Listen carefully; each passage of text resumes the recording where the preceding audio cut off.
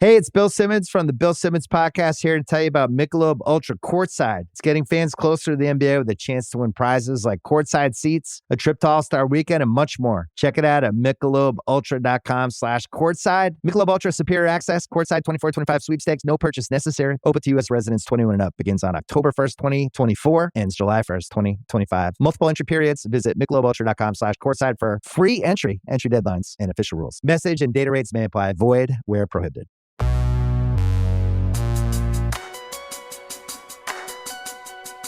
Hey, I'm Chris from Dashboard Confessional, and this is the LSQ Podcast. Hey, it's Jenny LSQ. Welcome to episode 47 of the LSQ Podcast. Before we get into this conversation with my dear old friend Chris Carrabba, a couple of things I want to note. This was recorded back in February when Dashboard Confessional were on tour supporting an anthology called The Best Ones of the Best Ones. And so, yeah, this was kind of like a lifetime ago, back when I could still do these interviews in person, but obviously it's a different world since then, for what it's worth, as we listen back to this. I'm just glad that Chris is okay. He was, as you may have heard, in a serious motorcycle accident recently, and he's on the mend, thank God. And I also have some more exciting Dashboard news, so let's listen to the interview and then I'll tell you some more. Hi, Chris Carrabba, how are you? I'm good. Here we are together. For the first time in a while. And I think the last time I spoke to you probably was when I wrote a bio for a Twin Forks record or something, which was a phone interview, so it doesn't even really count as like a... I know, it wasn't a real visit. But what brings you into Los Angeles this week is tour with Dashboard Confessional. We're playing the Wiltern. Yeah, on the occasion of this recent 20th anniversary compilation thing. The best ones are the best ones. You know, you've been by my side for almost all these 20 years. Can you believe that it's been 20 years? It's crazy. Years? I can't believe it's been 20 years. I mean, you know, it's interesting because I remember when I first heard your music and we first met, and the concept of the audience singing along, you know, was one of the things that was divisive about Dashboard Confessional at the time in the indie world. You know, it's interesting to think about now. It's just like how fucked up that is. Just like, why would that be? Like, we've got bigger fish to fry universe than like having that be a thing you mock. But I wonder if for you, you know, sort of your relationship with that phenomena, I'd love to hear kind of about that, about when you first noticed that starting to happen at your shows. And also, I just I don't even know from your past, was that something that was common at shows you went to as a kid? Singing alongs were a thing in my scene, but not to the degree that they were in Dashboard, at least to my memory. And some of that may be that it was like there was less sound coming off the stage, so you could really hear the audience. But I just don't remember people singing every single word, like choruses or the big hook part or whatever. Sure. But did it start relatively early on when you? Very early, yeah, like immediately, like with the very first few shows I did, and because it started so early, I had no choice but to be behind, you know, be with it, because I was like, okay, this is the thing. And I never, I was aware some people thought that was divisive, or there was some like casting of aspersions on like whether the music had any quality because the audience would sing it. And I thought to myself, I remember thinking to myself, but you make your music for yourself and then you hand it to the audience. Then it's up to them to choose how they're going to enjoy it. So you don't get to dictate. Hearing the audience do it, you can tell that they find it very satisfying in a visceral way. And I wonder if that's what singing is for you as well. I mean, if you find that the act of singing is emotional exercise. It is emotional exercise. It's very euphoric to me. It really lifts me to a place that is almost indescribable. I've tried to meditate. I've tried to get to like higher planes. You know, the older you get, the more you're just trying to get in tune with like the cycles of the universe and all this stuff, you know, and like, how do I fit in to the big grand picture here? And so I've endeavored to do that in different ways of like, I mean, meditation is the best example of that, and I can't do it. Just it won't happen for me, or just hasn't yet. I'll sit there, try to think of nothing, and I can't think of nothing. I'll try to sit still. I'm not great at that. But I get there almost instantly when I sing, because it's just like you're releasing the thing that's pent up. You're letting, at least for me, I'm letting go of reservations, because I don't like to be in front of people generally. So I have to let go of that. I have to let go of the fact that, of course, you're going to get something wrong in a song or a set, and just let go of that. It's just like everything will just happen. It's probably the one place where I'm the most like present in the now. And even when you're alone, though, when it's not a concert with no audience, just working on a new song or warming up, or does it still function that way for you? It functions that way, and I can tell because, say I'm writing a song, it's not at all unusual for many hours to go by without me realizing the passage of time. You think you've sat there for an hour and it's been 7. And I know that's common for a lot of songwriters, because you just get sucked into this moment. I think it's probably for artists of all mediums. But for me, I don't really get there, say, if I'm like writing in long form, or if I'm writing a short story, I've been doing all these like creative projects, like making hats and leather goods and things, just to get away from music but be creative. Mm-hmm. And I don't get there that way. I quite enjoy it, but it's not like I lose all sense of time and place.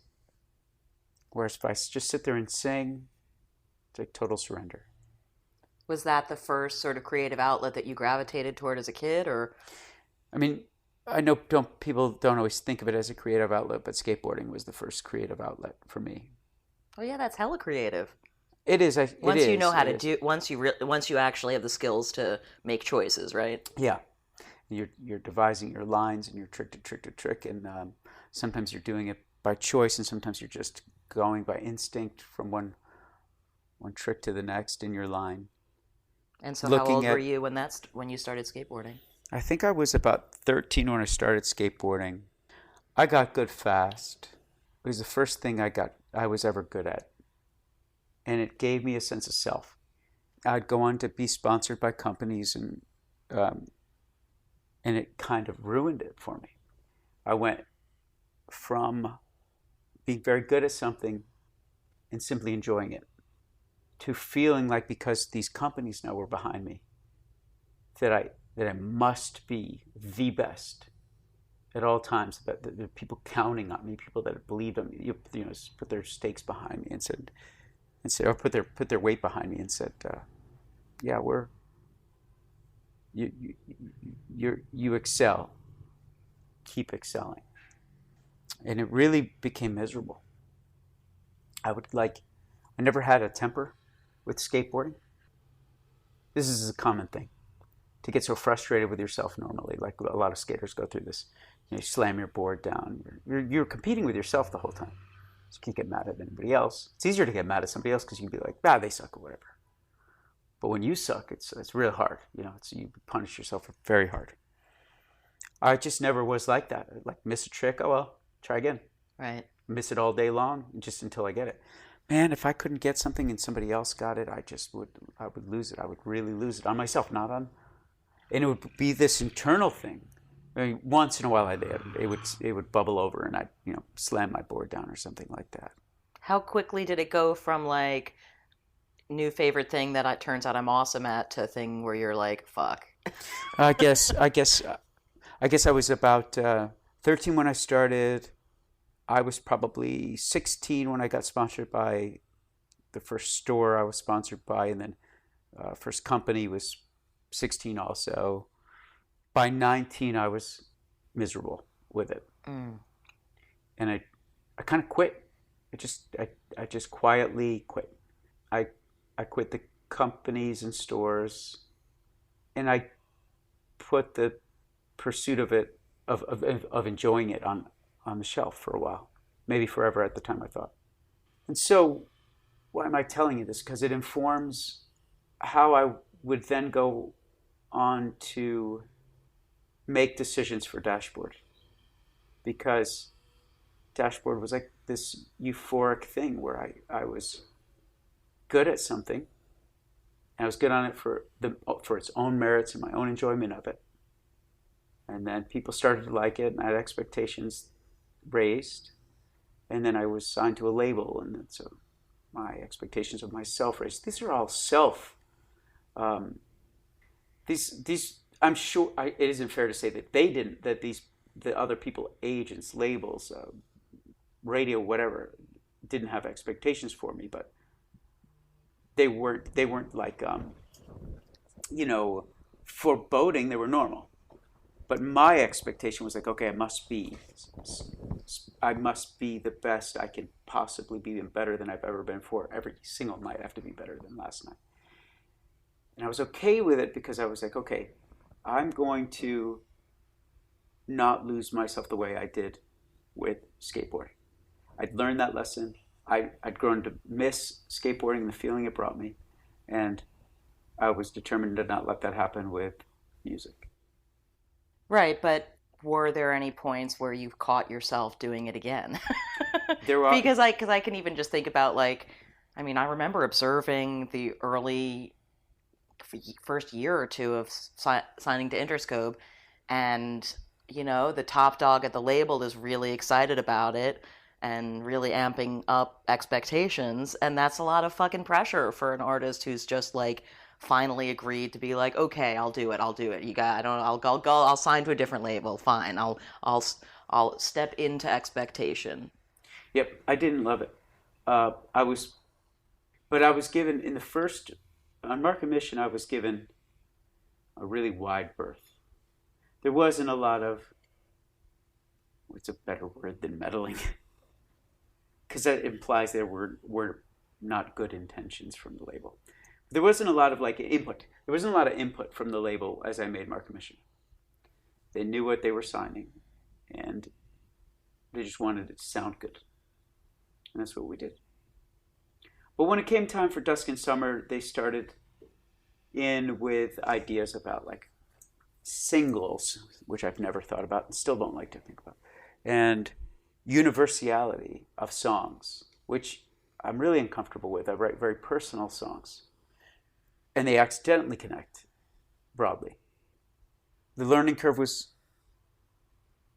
a little steep on Dusk and Summer. I made the record twice. That was a thing with Jimmy, where he would, I think he does it with everybody. You make a record, then he sends you back to make another record. I guess that could work if you don't know he does that, but I knew he did that. Right. So, because he kind of told me so. So the veil was lifted, Yeah, but also Jimmy Iovine is rightfully a legend, has made some incredible records as a producer. So to have him believe in you as an artist, of course that's exciting. I can imagine where you're at that point you knew how to make a record that your fans would like and that whatever. But you're I gotta listen. This guy's done stuff with John Lennon and Bruce Springsteen and stuff. Yeah, of course. I'm not gonna not hear this guy out. I'd be crazy not to hear this guy out. So I gave it, as they say, the old college try. Really, I really got on board, and I liked the records I made until Alter the Ending, which now, as I sit here with you, Jenny, the audience and the way they received that record has made me like that record. But I didn't like that record when I made that record. When it was all said and done and finished, I didn't like it. It was three go rounds to make the record. I don't think Jimmy was as checked into being a label executive as any longer. I think he just the bloom was off the rose for that period of his life. He was on to thinking about things like Beats, headphones, and eventually Apple Music.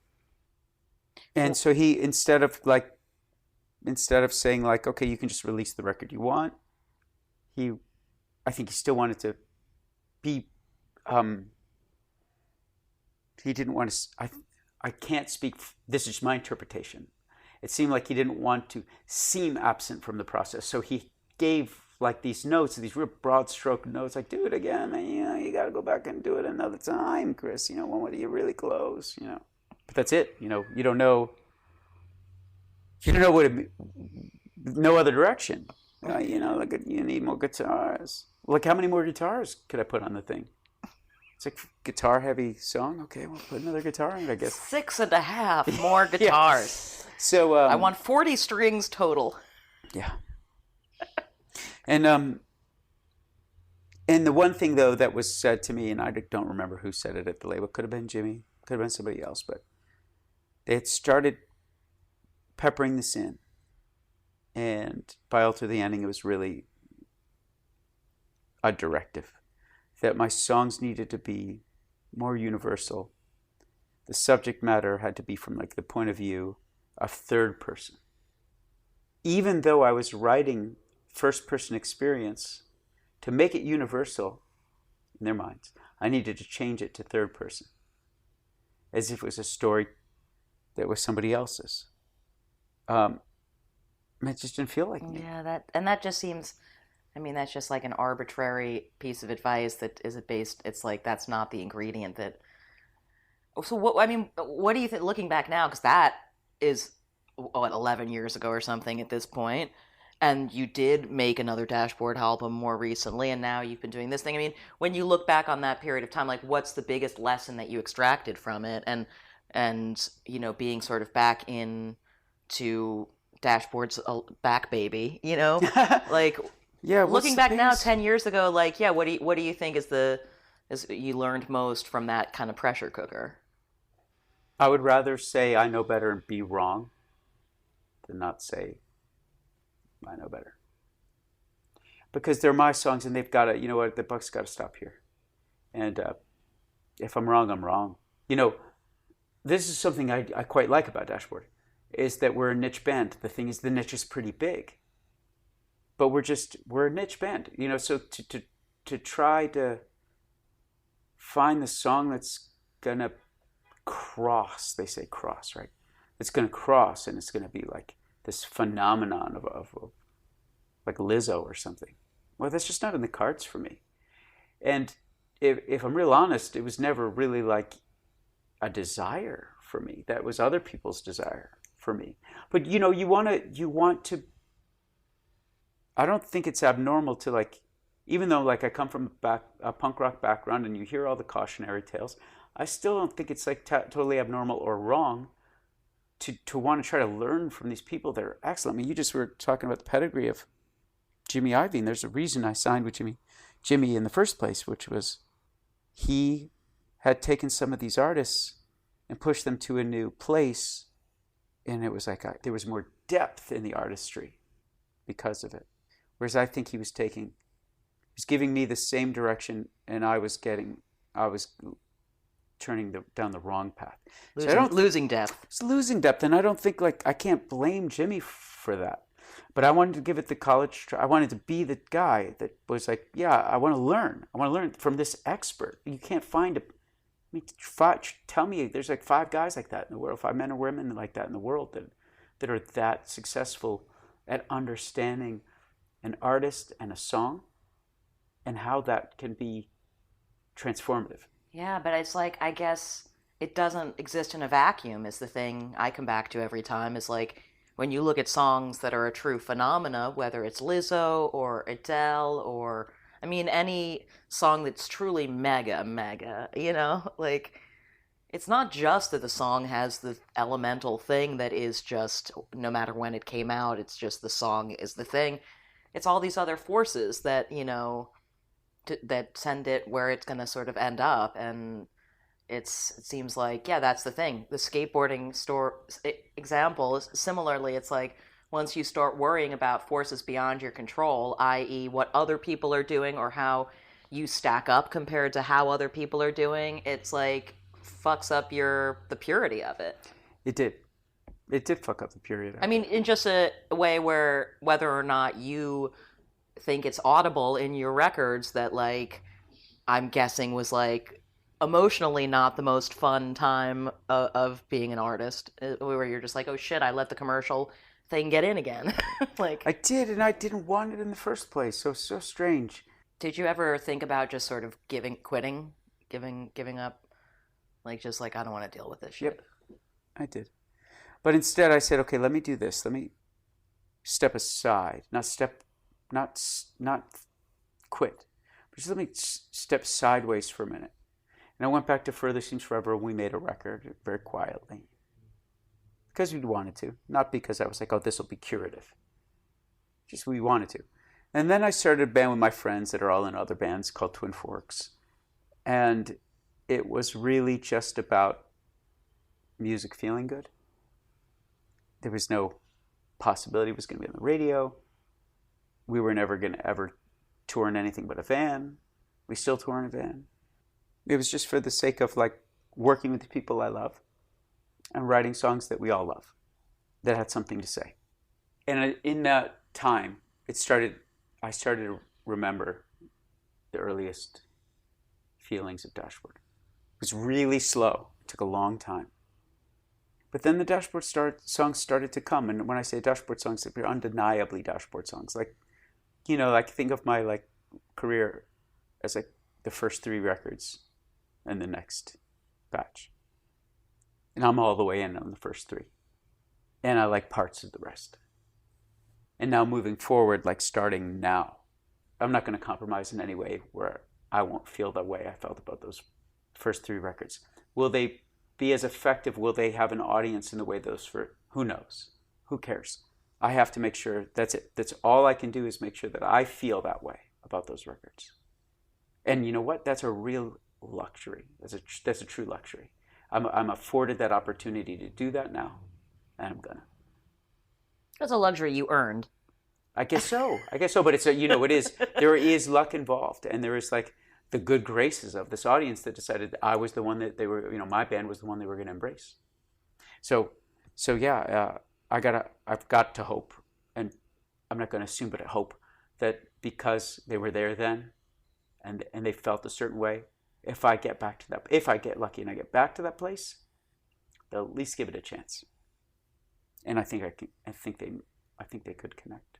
And as I write these songs now, what may become this next record, it's interesting because the self-doubt, the grappling with the things change.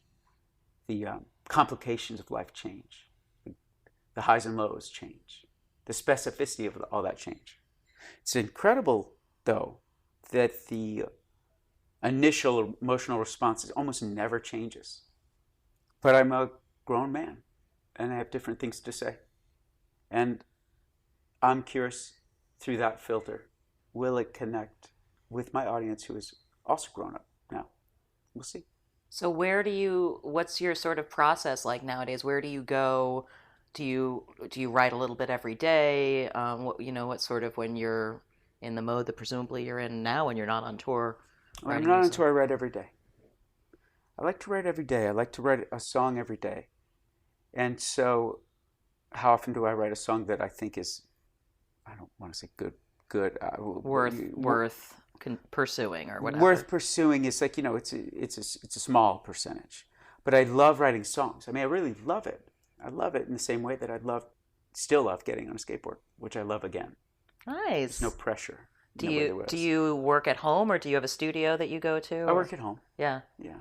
I built a studio in my basement, but also it's just like I've got a little writing area in there. Nice. And most of the time it's just my voice memo on my phone. It doesn't have to be elaborate.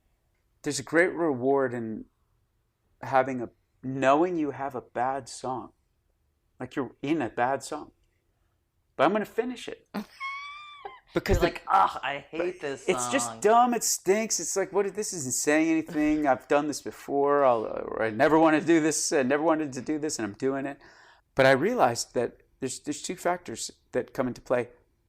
The hardest part for me, when I have a song that I'm like, oh shit, this is fucking good, is like finishing it. Because you get wrapped up in the like, oh fuck, what if I fuck this up? What if I fuck this up? What if I fuck this up? But if during the bad songs you force it across the finish line, it's much easier to know that you're going to be able to finish and go. That what if I fuck this up kind of doesn't go away, but it gets tamped down a little bit. And then the other thing is those bad songs, they have elements that might end up in the good song if you didn't fucking finish it and wipe it away, throw the piece of paper away in the trash and say that's that. And I like writing songs just like as an activity, like it's like if I was working like as a at the checkout counter at Home Depot, I would go home and write songs. I love this. Is it compared to how you were describing what singing feels like? Is it similar to that, or is it a different kind of? It's different because it's kinetic. It's weird with singing. It, like I said, it's almost meditative, which is like a moment of surrender. But songwriting is like this relentless, fast-paced pursuit of like capturing this thing before it gets the fuck away from you, and it's gonna. So you're like, shit. All I can do is get almost all of this. That's all you ever get, really. I mean, maybe like Leonard Cohen gets it all. But like most of us just almost get it all. We get as much of it as we can while it's out there, while it's sitting there in the air around us. And so how much stuff do you have at this point for the next thing? Enough. Yeah. You're getting close. Yeah. Wow, cool. I feel good. It feels right. It feels right. It feels right enough that I'm not even like laboring over what if this isn't right. That doesn't even cross my mind. Just I think it is right. He's skateboarding again. Yeah. I'm all over things. He's writing Dashboard songs where he doesn't give a fuck. I don't give a fuck about shit no more. God, so enlightened. You know, when I look out in the audience, and it's great because I can see, I know a lot of these people. There's been years I've been spending with these people, these fans. A lot of them are I've talked to at length, you know. And then I see these younger people, and I'm like, wow, I'm going to get to know them. I'm going to have a chance to get to know them. And it'll be more than right now in this 2 hours. Maybe there's a few more years left in this. I think that's a gross underestimation, my friend. So, God, I hope so. I like doing this too much to stop. Love that guy. Thanks again to Chris for the interview, and I'm glad that he's doing okay. Also exciting to hear him talk about new Dashboard music in the works, and it was just announced that The Places You Have Come to Fear the Most is going to finally be released on vinyl, a reissue out at the end of July as part of a series of vinyl reissues of the early Dashboard albums. So get to Dashboard Confessional's website for more about that. And the next episode of LSQ features an interview with Kyle Thomas, aka King Tut. Can't wait to share that one in another few weeks. If you have questions or feedback, you can reach me on Twitter and Instagram at JennyLSQ. Thanks so much for listening.